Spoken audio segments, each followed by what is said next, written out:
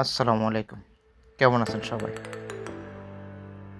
সপ্তাহে যখন একদিন ছুটি পাই, চেষ্টা করি ভালোভাবে একটু রান্নাবান্না করার জন্য। কারণ ওইদিন একটু সময় পাওয়া যায়। কেননা বাকি যে ডিউটির দিনগুলাতে ডিউটি শেষ করে আসার পর অনেকগুলা কাজ থাকে। ইউনিফর্ম ওয়াশ করা, অন্য কাজগুলো করা, রুম অ্যারেঞ্জমেন্ট করা। তো এতটুকু বেশি সময় দেওয়া হয় না রান্নাবান্নার জন্য।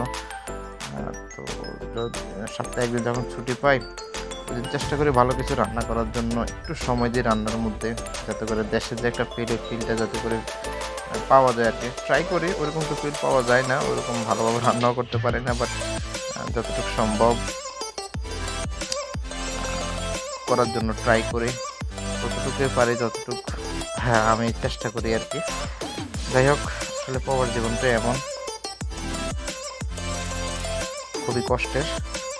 কষ্টের মাঝেও সুখটা খুঁজে নিতে হয় আরকি।